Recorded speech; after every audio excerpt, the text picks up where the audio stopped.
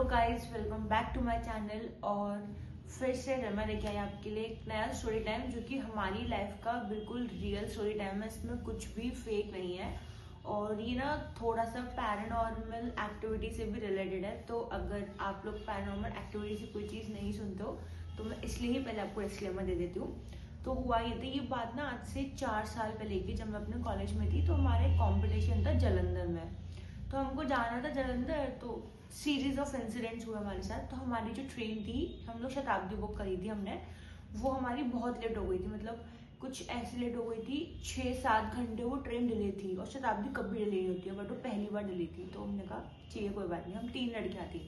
तो हम गए, तो हमको फिर गाजियाबाद के एक स्टेशन पे हमको उतरना पड़ा था, क्योंकि आगे तक शताब्दी जा ही नहीं थी। गाजियाबाद पे उसका फुल मतलब फाइनल स्टॉपेज था।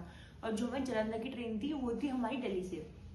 रात के 2:30 बजे थे। तो हमको मतलब सुनसान बिल्कुल रेलवे स्टेशन पे, हम तीनों को वहाँ पे, और हमारे पास बहुत सारा लगे थे। कंपटीशन था तो सबकी फाइल्स, उसके एनेक्जर्स, सब चीज़ें थी। तो हम उतर गए जैसे तैसे, डर डरा के। हमने वो 2:30 बजे से लेने तक का टाइम सुबह 6 बजे तक काटा। फिर हम वहाँ से एक लोकल ट्रेन से दिल्ली चले गए। और फिर हम लोग अपना कॉम्पिटिशन, मतलब तब हमारा कॉम्पिटिशन सब चीज़ ठीक चल रही है। तो हमें लगा ठीक है, लाइफ टैक में चल रही है, बट नहीं। तभी यूनिवर्स ने खेला बिल्कुल ऊनो कार्ड। उसके बाद जब हम वापस आ रहे थे जालंधर से, तो वही सेम इंसिडेंट हमारा हुआ। जो हमारी ट्रेन की टिकट थी ना, वो कंफर्म नहीं थी, वो RAC वेटिंग में थी। तो हमको लगा कि हो जाएगी कंफर्म, बट अनफॉर्चुनेटली वो कंफर्म, हम 3 लोग थे तो एक ही कंफर्म हुई थी।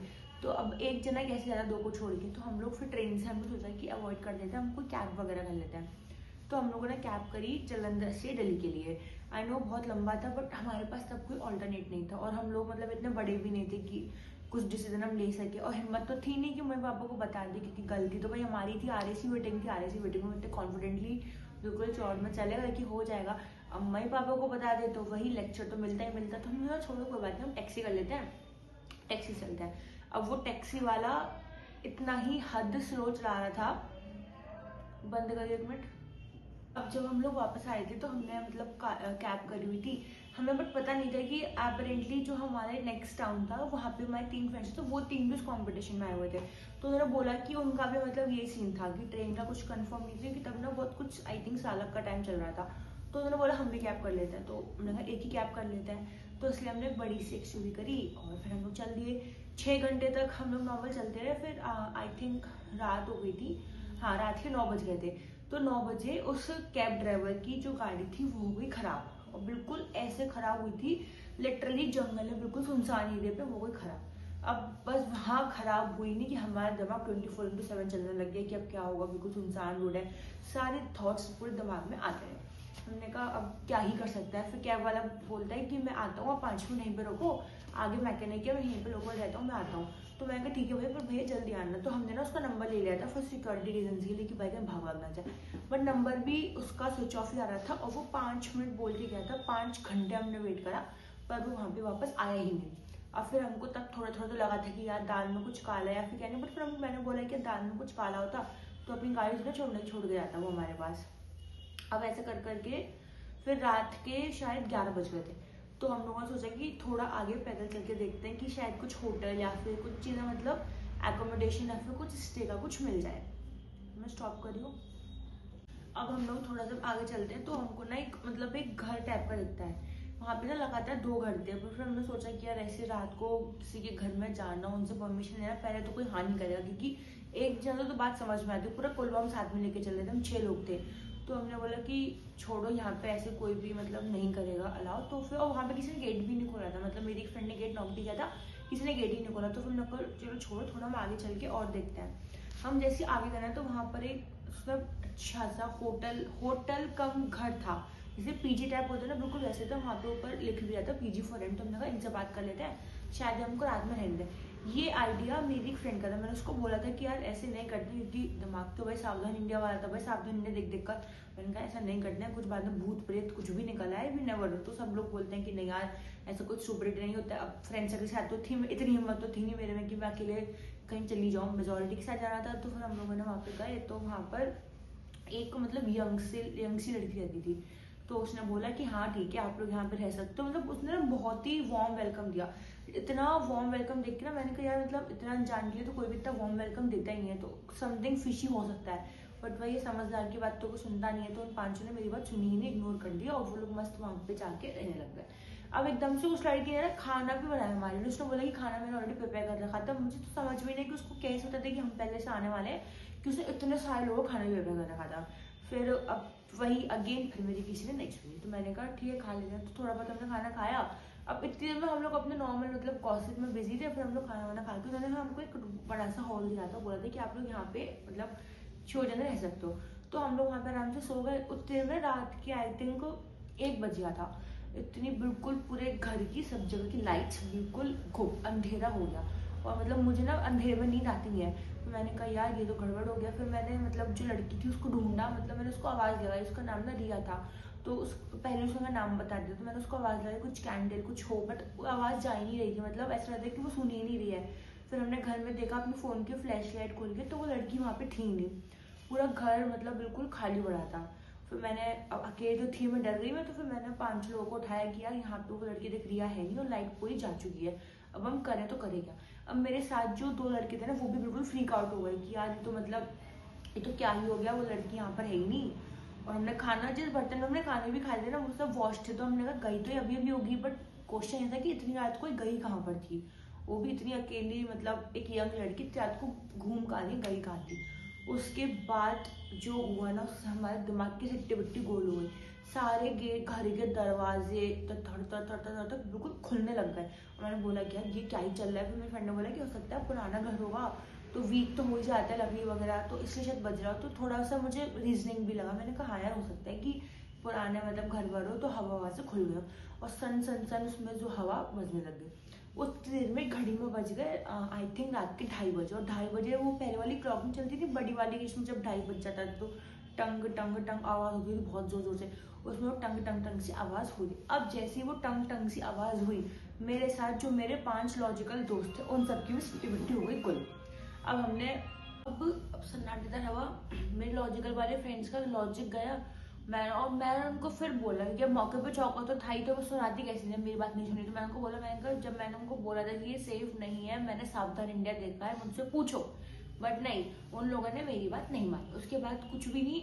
फिर अब क्या ही करते भाई, फिर हमने ना कैसे ह्यूमन चेन सी बना ली। हमने कहा अब ठीक है सुबह तक हम यहाँ पे रुकते हैं, हवा जो चल रही है नॉर्मल हो जाएगी, बट नहीं, वहाँ पे तड़ तड़ सामान गिरना बिल्कुल शुरू, वहां पे शुरू हो गया। तो मैंने कहा यार अब क्या करें। हनुमान चालीसा तो आती नहीं थी, हनुमान चालीसा भाई आधी सीखी थी, जैसे कि हनुमान जी तो आधी वाली चालीसा से आ जाएंगे नीचे, मम्मी पापा बोलते थे हनुमान चालीसा पूरी सीख लो, पर नहीं, हनुमान चालीसा आधी आती थी। अब मुझको तो आधी आती भी थी, बाकी 1-2 को तो आती ही नहीं थी हनुमान चालीसा।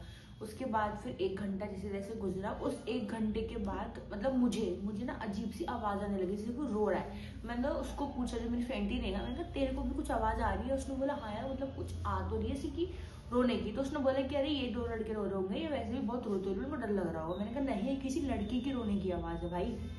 वहां पे सबने बोला कि हाँ भाई हमें भी आवाज आ रही है।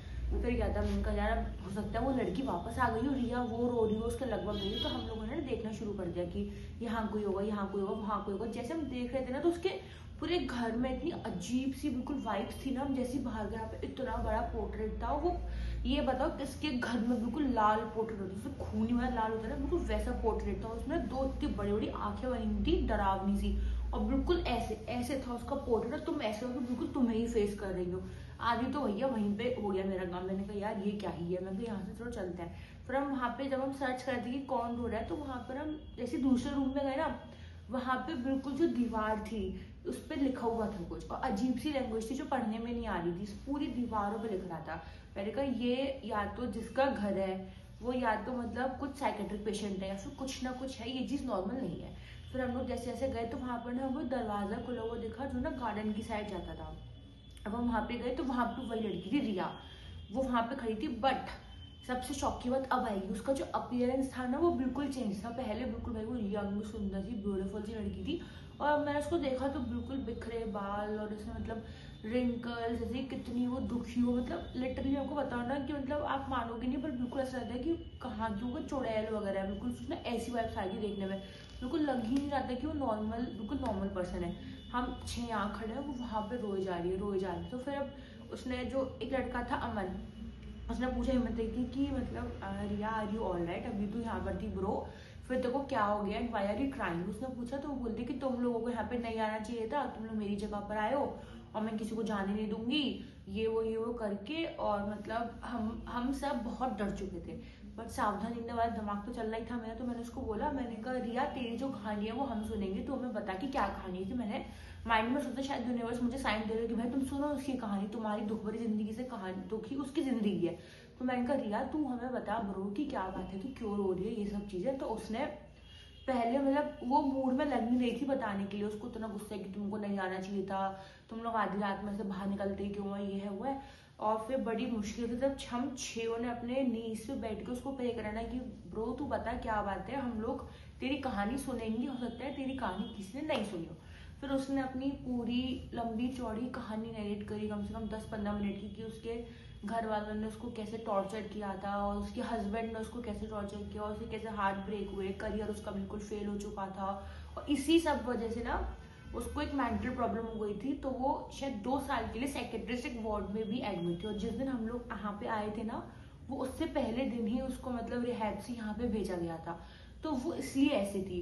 और बाकी सब लोग बोल रहे थे कि नहीं ये भूत होगा, चुड़ैल होगी। तो मैंने कहा यार उसकी कहानी सुनते हैं। और फिर उसकी जब हमने पूरी, तो मुझे तब तक मैं इस बात पे कन्विंस हो चुकी थी कि ठीक है ये एक साइकेट्रिक पेशेंट है या फिर इसको कुछ मेंटल इलनेस है, तो हम इसकी कहानी सुनते हैं। इस बात पे मेरा दिमाग गया ही नहीं था कि कुछ पैरानॉर्मल एक्टिविटी होगी या फिर ये कुछ चुड़ैल वगैरह हो सकती है, कि मैं उस कॉन्सेप्ट पे बिलीव ही नहीं करती थी। उसके बाद जब उसने कहानी सुनाई तो फिर हमने बोला कि हाँ ठीक है, बहुत मतलब हमने उसकी कहानी समझी। अब मैं अपनी फ्रेंड की तरफ, हम 500 अपने राउंड टेबल कॉन्फ्रेंस कर ही रहते हैं, हम बताए थे कि यार ये अच्छी नहीं हुई। इतनी देर में मैं देखती हूँ कि ऊपर से लाइट आती हुई और वो गायब, रिया गायब वहां से। मैंने कहा ये कहाँ चली गई। तो फिर वो लोग बोल रहे कि तू तो बोल रही साइकेट्रिक पेशेंट होगी। मैंने कहा मुझे उसकी बातों से लग रहा था, बट ये गई कहाँ लड़की। उसके बाद फिर एकदम से मतलब उसका जो रूम था ना, रूम में से आवाज आने लग गई कि तुम लोगों ने मेरी कहानी सुनी, मैं चाहती थी कोई मेरी कहानी सुने, तुम लोगों ने सुनी तो इसलिए मैं तुम्हें जाने दे रही हूँ, बट आज के बाद तुम यहाँ पे कभी मत आना। और रूम से अपने ना रूम से रात को बाहर अकेले निकला करो, ना कि सड़क पे ही कहीं जाया करो, अपने मम्मी पापा की बात सुना करो।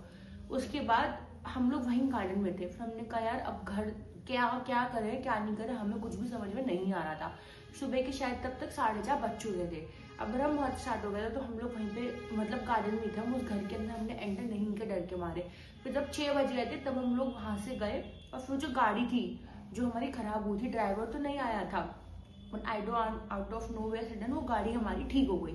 तो मुझे ड्राइविंग आती थी, तो हम लोग ड्राइव करके वहाँ के सबसे पास जो पुलिस स्टेशन था वहां तक हम पहुंचे। फिर हमने जो ड्राइवर था उसे अगेंस्ट FIR करवाई कि भाई वो हमको ऐसे छोड़ के चला गया, ये सब चीजें। और फिर हमने ना पुलिस वालों को बोला कि इस घर में ऐसे ऐसे मतलब एक पेशेंट था, पूरा जो हमारे साथ हुआ वो सब मतलब मैंने उनको बताया। अब out to our utter shock उसमें ये हुआ, पुलिस ने जब पहले जो पुलिस वाले ने हमारी बात मानी ही नहीं पाए, वो हम पे हंसते रहे। हमने उनको बोला कि नहीं सर ये रियल बात है, रियल बात है, पर वो लोग नहीं मान रहे थे। उसके बाद फिर वो लोग हमारे साथ आए और फिर जब उन्होंने वो घर देखा तो उन्होंने बोला कि इस घर में तो रिया रहती थी, वो तो ऑलरेडी 20 साल पहले मर चुकी है। फिर तो जो हमारी सिट्टी बिट्टी गुल हुई थी ना, फिर जैसे तैसे हमने वहाँ पे अपने पेरेंट्स को कॉल किया, फिर वो लोग हमको लेने आए। हमारी खूब डांट पड़ी ऑल दो कि हम RAC वेटिंग वाली टिकट पे कंफर्म होकर चले गए थे, बट हमने जिंदगी भर के लिए हम सबको एक बहुत ही ज्यादा अटर शॉकिंग वाला एक्सपीरियंस बना। उसके बाद हम कभी भी किसी भी रोड ट्रिप पर, किसी भी ट्रिप पर बाई रोड हम लोग गाड़ी से अकेले नहीं गए। और हमको ये ट्रिप मतलब एक एक्सपीरियंस और एक बहुत अच्छी बात मिली जो मैं आपको बताऊंगी कि हो सकता है कभी कभी किसी कोई इंसान ढूंढ रहा हो कि अब वो इतना सफर कर रहा हो, वो चाहता हो कि आप लोग उसकी बात सुनो। तो अगर आपके आसपास कोई ऐसा है तो आप उसकी बात सुनो और समझो।